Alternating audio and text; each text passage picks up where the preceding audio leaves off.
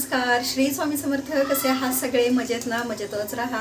आणि आज मकर संक्रांती आहे, तर सगळ्यांना मकर संक्रांतीच्या खूप खूप साऱ्या शुभेच्छा. तर सुगड वगैरे पूजून झाले, देवाची पूजा झाली, सगळं झाले आणि स्वयंपाकसुद्धा माझा होत आलाय. फक्त पुरणाच्या पोळ्या करायच्या राहिल्यात आणि लाटायच्या फक्त राहिल्यात. बाकी आमटी भात वगैरे सगळं तळण वगैरे झाले.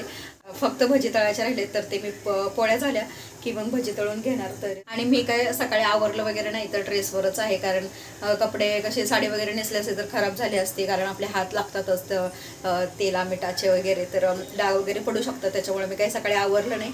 तर आता सगळा स्वयंपाक वगैरे करून घेईन आणि नंतर मग आवरेन. आणि आता सगळा स्वयंपाक करून घेते आणि नंतर मग सगळं आवरल्यानंतर तुम्हाला भेटते. कारण तुम्हाला माहीतच आहे सणाची कशी गडबड असते. आणि तर खालचा भरपूर आवाज येतोय मुलांचा, पण मंदिरातसुद्धा जाणार आहे आणि तिकडचा सुद्धा सगळा व्हिडिओ तुमच्यासोबत शेअर करणार आहे. तर कसा व्यवसाय काय वगैरे सगळेजण घेतातच, पण तरीसुद्धा तर चला, तयारी वगैरे झाल्याच्या नंतरच मी तुम्हाला भेटेन. हा स्वयंपाकसुद्धा मी तुम्हाला दाखवतेच, पोळ्या वगैरे सगळ्या झाल्याच्या नंतर.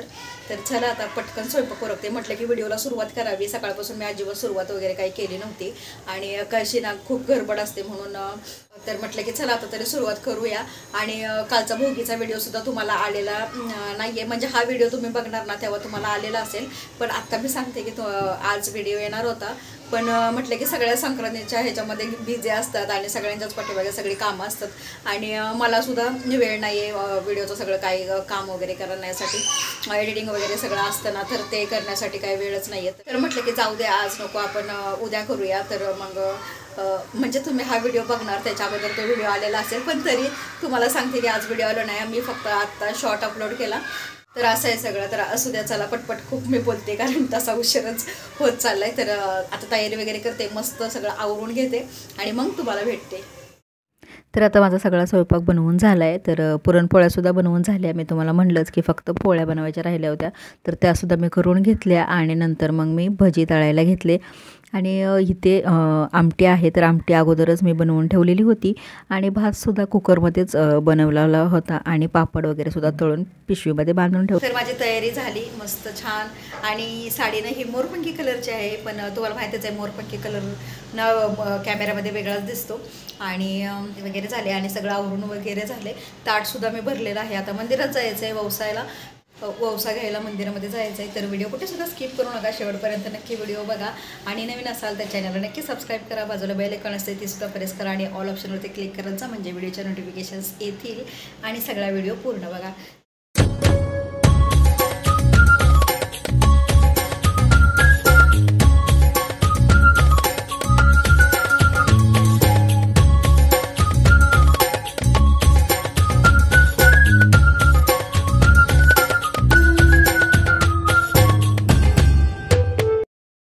तर आता मी गणपती बाप्पाच्या मंदिरात आले ववसा घ्यायला. तर हे बघू शकता तुम्ही, इकडे ना गार्डन आहे मंदिराच्या बाजूलाच. तर मंदिरामध्ये ववसून झालं ना, म्हणजे ववसा वगैरे घेऊन झालं, गणपतीलासुद्धा ववसलं की मग गार्डनमध्ये ना तुळस आहे, तर तिकडे जाऊन तुळशीलासुद्धा ववसतात बायका. तर आता इथे ना मंदिरामध्ये मी अगोदर गणपती बाप्पाला ववसणार, ववसा घेणार. तर आता ववसा घ्यायचा म्हणजे काय, तर कोणाकोणाचा नाही वेगवेगळ्या प्रकारे ववसा असतो. म्हणजे हळदी कुंकवाचा, परत विड्यांचा, म्हणजे जी पानं असतात ना नागवेलीची, तर त्याच्यावरती खारी खोबरं वगैरे असं ठेवून तो सगळा ववसा घेतला जातो. कधी 5चा असतो, कधी 25चा असतो. असा वेगवेगळ्या प्रकारे प्रत्येकाचा ववसा असतो. आणि मला वाटते की जवळपास ववसा घ्यायची पद्धत जी आहे ती सगळीकडे एकसारखीच असते. आणि त्याच्यावरती म्हणजे पानांवरती जे काही ठेवलं जातं तर ते सगळं एकसारखंच असतं, असं काही एवढं वेगळं नसतं. तर इथे ना मी आता गणपती बाप्पाला हळदी कुंकू वगैरे लावलं आणि नंतर तिळगुळ वगैरे ठेवलं. आणि गुलाल जो असतो ना, गुलालामध्ये ना तीळ टाकलेले असतात, तर त्या गुलालाने ववसलं जातं. आणि नंतर मग जी सुगड असते, तर 5 सुगड आपण पुसतो ना, त्यातल्या 2 सुगड मी नेहमी घेऊन जाते आणि एका सुगडीने गणपती बाप्पाला ववसायचं. तर असं मी ववसते. तर आता माझं ववसून वगैरे झालं आहे. तर गणपती बाप्पाची वगैरे पूजा झाली आणि नंतर मग उंदीर मामांनासुद्धा हळदी कुंकू वगैरे वाहिलं. आणि नंतर मग मंदिरामध्ये भरपूर बायका आलेल्या होत्या. तर एकमेकींना हळदी कुंकू लावणं म्हणा, तिळगुळ देणं म्हणा. आणि माझा ना हळदी कुंकूचा व्यवसाय, तर मग मी हळद आणि कुंकू वाट्यांमध्ये घेऊन जाते आणि हळदी कुंकू बायकांना लावलं ना, नंतर मग तिळगुळ दिलं की कुंकू आणि हळद देत असते. तर असा माझा हळदी कुंकवाचा साधा सोपा सिंपल वौसा आहे. तर तुम्ही व्हिडिओ ना नक्की शेवटपर्यंत बघा आणि एन्जॉय करा, कारण संक्रांतीचा व्हिडिओ आहे. संक्रांत स्पेशल सगळीकडे एकसारखी, म्हणजे आपल्या महाराष्ट्रात तरी मला तरी असं वाटते की एकसारखी साजरी केली जाते. महाराष्ट्राच्या बाहेर वेगवेगळ्या पद्धतीने साजरे करतात. तर हां, आता थोडीफार पद्धती वेगवेगळ्या असू शकते, असं काही नाही आहे की मी म्हणत नाही की सगळीकडे एकदम एकसारखंच असतं म्हणून. तर व्हिडिओ शेवटपर्यंत नक्की बघा आणि एन्जॉय करा.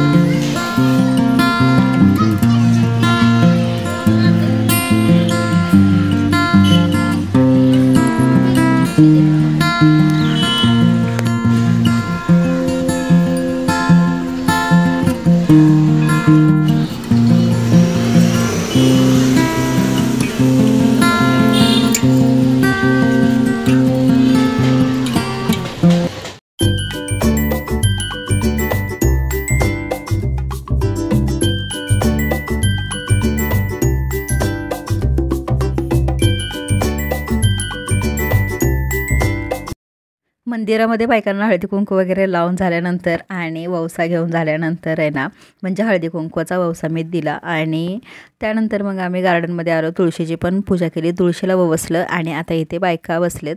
तर त्यांना पण सेम तसंच हळदी कुंकू वगैरे मी लावते, तिळगुळ देते आणि तुम्ही बघताय की मी हळदी कुंकू देते आहे चमच्याने, एक चमचा देते. तर असा माझा हळदी कुंकवाचा वौसा आहे. तुम्हाला मगाशी दाखवलं नव्हतं म्हणून आता म्हटलं सांगावं. आणि ह्या व्हिडिओमध्ये मी जास्त वॉइस दिलेला नाही आहे, वॉइस ओव्हर केलेला नाही आहे, कारण की काय वॉइस ओव्हर करणार, संक्रांतीचा हा व्हिडिओ आहे तर सगळ्यांना सगळं माहीतच असतं. असो, पण तुम्हाला व्हिडिओ कसा वाटतो ते मला नक्की सांगा आणि नवीन असाल ना तर चॅनलला नक्की सबस्क्राईब करा.